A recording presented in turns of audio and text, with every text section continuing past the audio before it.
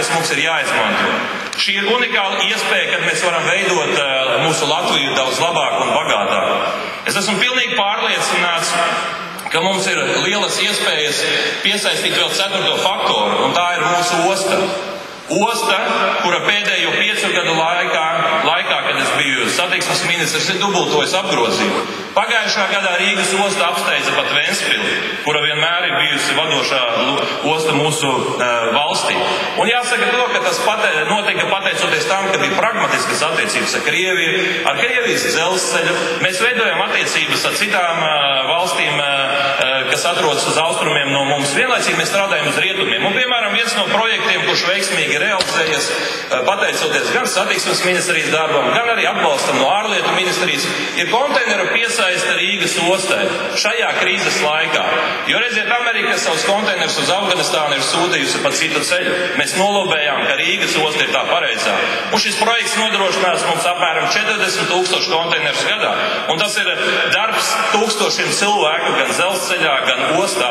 Un tas ir tikai viens projekts. Ja. Pavisam nesen, runājot ar ostiniekiem, viņi stāstīja, kādas kravas mēs esam pārņēmuši pēdējā laikā no tās pašas Lietuvas un no citām ostām šajā Baltijas jūras reģionā. Un es varu teikt šodien šeit to, ko es teicu no rīta šī biznesa pārstāvjiem.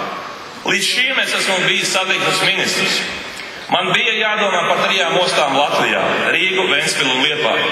Pēdējo 5 gadu laikā visas šīs ostas ir saņēmušas atbalstu no satiksmes ministrijas. Viņiem vienlīdzīgi tika sniegts atbalsts saistībā ar Eiropas struktūrālajiem fondiem. Bet ja es būšu Rīgas mērs un ostas vadītājs, tad, protams, es domāšu tikai par Rīgu, lai neapvainojas pārējās ostas. Un tās kravas, kuras mēs varēsim paņemt arī no Ventspils, tās mēs paņemsim uz Rīgu.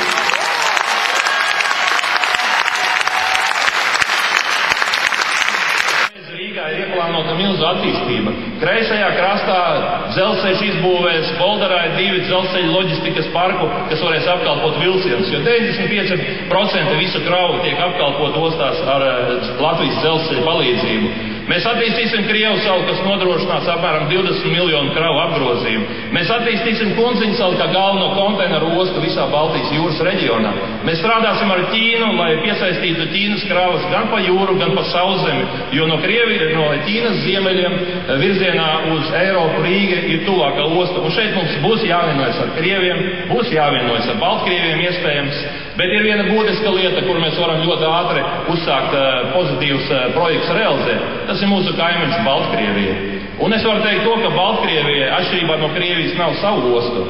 Un ja mēs piedāvāsim viņiem būvēt savus termināļus, varbūt koku uzņēmumu formā, varbūt pilnīgi 100%, tad liela daļa Baltkrievu kravu atnāks uz šejienu. Un pirms pāris mēnešiem, kad man bija iespēja viesoties Baltkrievijā, tikties ar nozares ministriem, ar premjeru, tad viennozīmīgi uzrunājot viņus šajā projektā, viņi teica, tas mūs interesē, bet diemžēl ir vajadzīga aktīva rīcība no šejienes.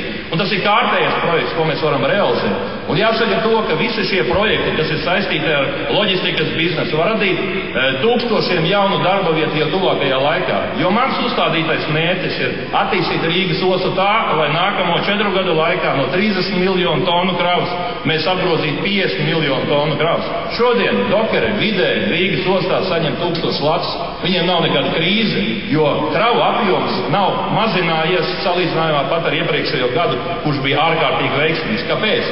Tikai tāpēc, ka ir bijusi ilgtermiņa stratēģija, un man ir gandarījums, ka mēs to noteikti varēsim turpināt. Un tagad es gribētu teikt vēl vienu būtisku lietu. Attīstot šos sektorus, šodien tiekoties arī ar studentiem, vidusskolu absolventiem, viņi teica, bet kā ir ar mazkvalificēto darbu? Ko mēs varam darīt? Šodien situācija tāda, ka mūsu viesnīcas, diemžēl, ir pustušas. Ļoti daudz ārzemnieku šeit vairs nebrauc. Negatīva reklāma, publicitāte par to, kas notiek gan mūsu restorānos, bāros, gan taksometros, diemžēl ir izskanējis ārpus Latvijas.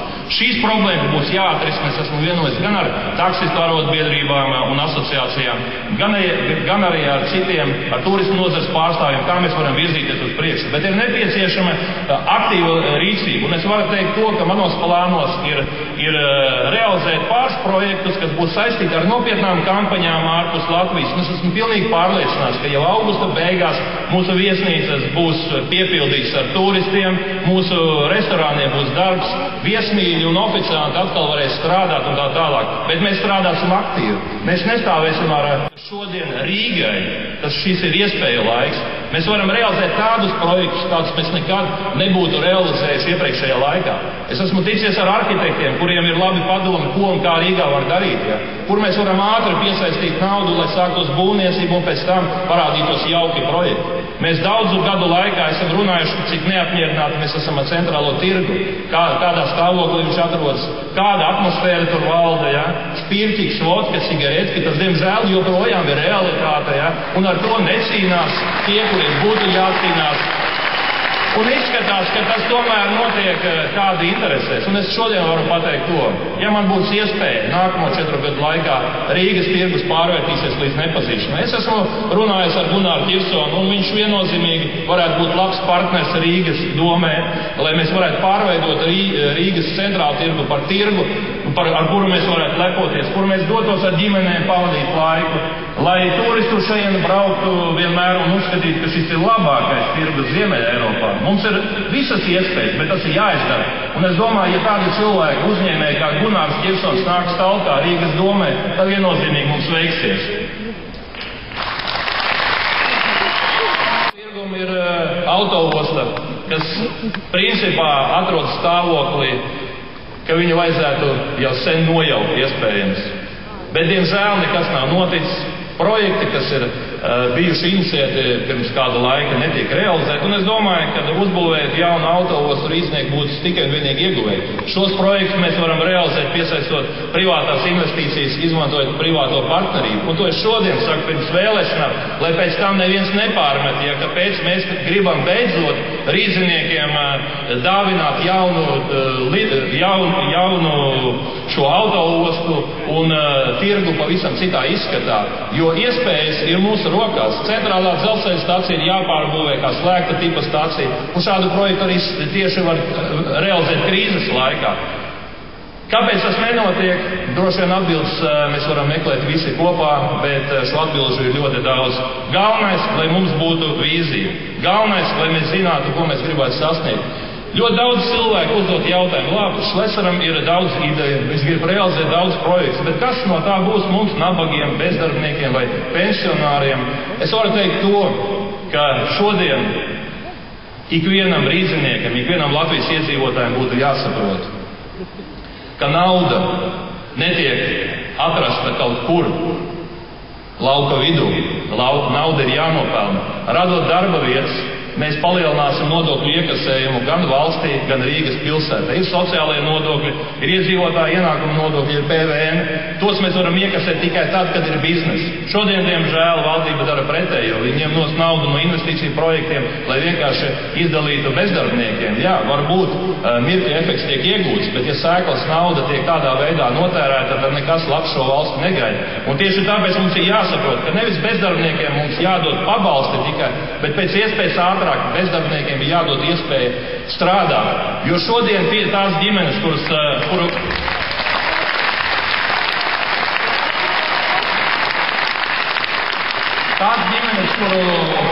kurās vecāki palikuši bez darba, viņu bērni uzdot jautājumu, kad tev būs darbs, teikt, kad tev būs darbs man? Tā problēma ir tā, ka šodien šis laiks ir nežēlīgs. Un man šķiet, ka Rīgas pašvaldībai viennozīmīgi būs jāatbalsta daudzas ģimenes, būs jāatbalsta daudzi rīznieki, bet tur nebūs viena vienota mēraukla, jo visi pensionāri nav pilnīgi vienādi. Ir tādi, kas ir vientuļi, ir tādi, kuriem tiešām problēmas ir lielākas nekā tiem, kuriem ir daudz bērnu, kuriem ir darbs. Būs jāskatās individuāli, jo krīzes laikā pirmkārt būs jāatbalsta tie, kam ir visgrūtāk. Ja mēs runājam par bērniem, tad jāsaka to, ka bērniem šodien ir sevišķi, kas pabeidz skolu, vislielākais atbalsts ir iegūt darbu, jo mēs zinām to, ka mācot